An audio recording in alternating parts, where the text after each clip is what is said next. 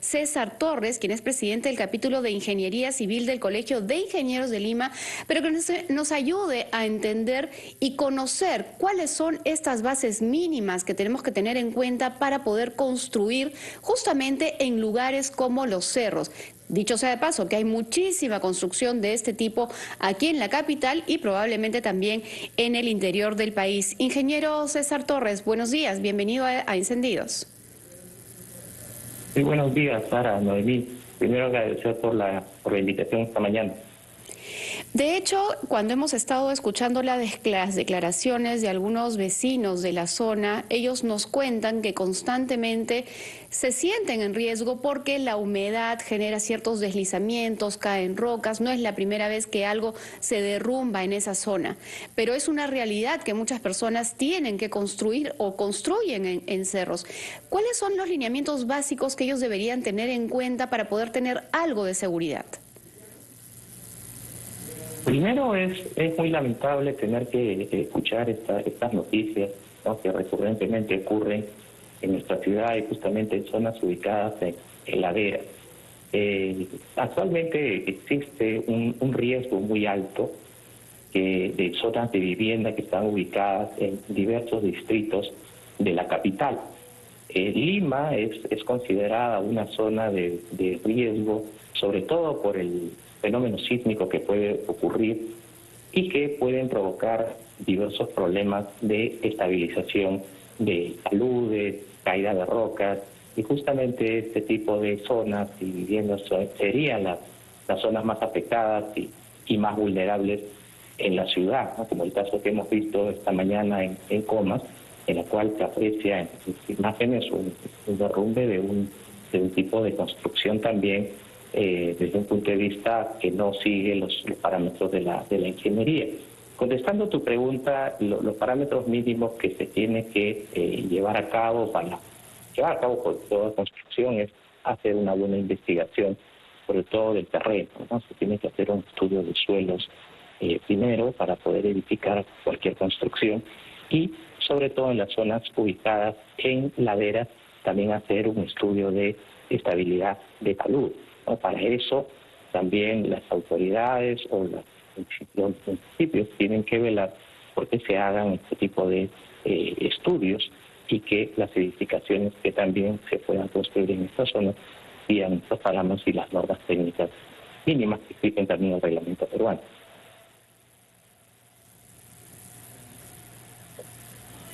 Inseguras como laderas, riberas de río, no deberían existir viviendas, no deberían haber construcciones, pero actualmente existen y hay muchas familias, tristemente, en su mayoría de escasos recursos económicos, que con la esperanza de un techo propio construyen en esas zonas. ¿Existe una forma de que una vivienda que ha sido construida en una zona insegura pueda ser segura?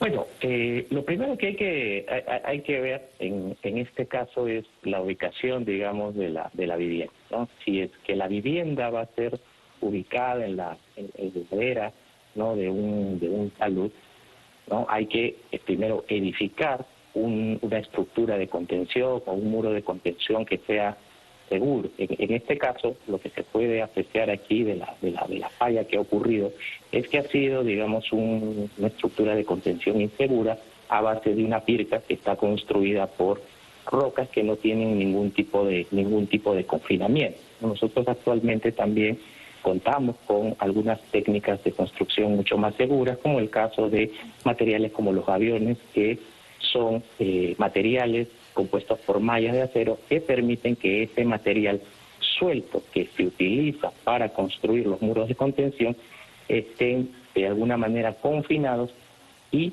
se pueda construir una estructura de contención mucho más segura desde el punto de vista estructural, desde el punto de vista geotécnico, y sobre todo que puedan soportar las cargas que sobre este muro de contención se va a colocar. Además que es una estructura sísmicamente mucho más resistente. Entonces, lo primero que tenemos que tener en cuenta, y la población tiene que tener en cuenta, es que la estructura de contención que se vaya a construir y que permita edificar su vivienda sea una estructura de contención mucho más segura para evitar que pueda ocurrir este tipo de problemas como el caso de la falla de un muro de contención, ¿no?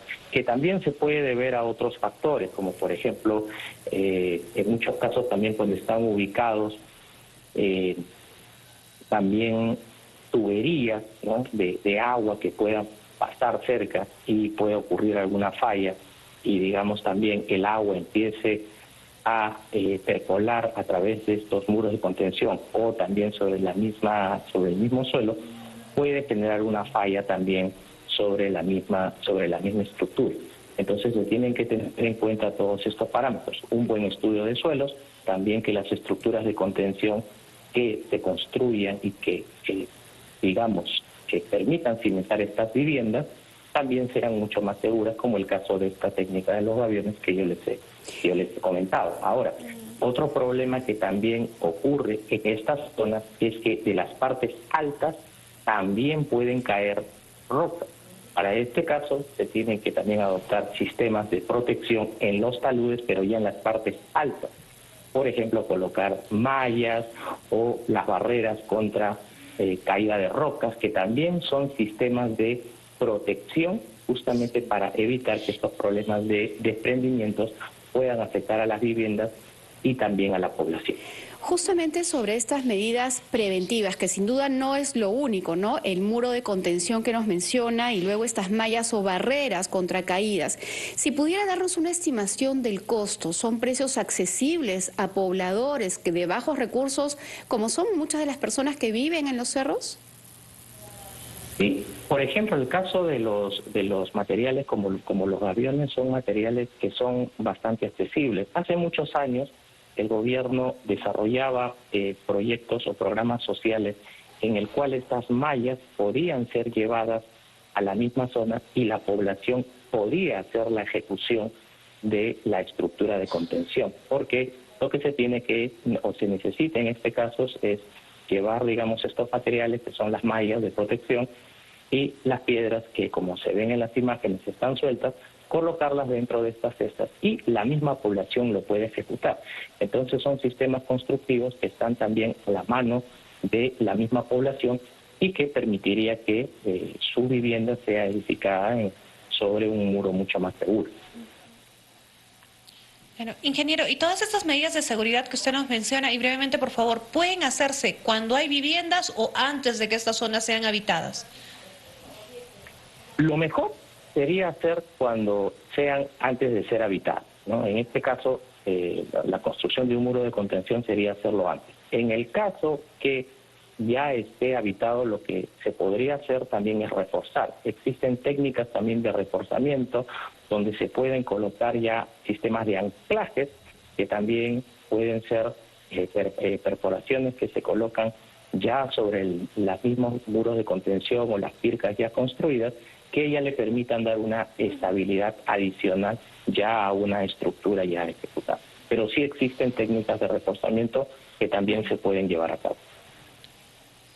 Muy bien, ingeniero, le agradecemos por habernos orientado respecto a este tema de seguridad.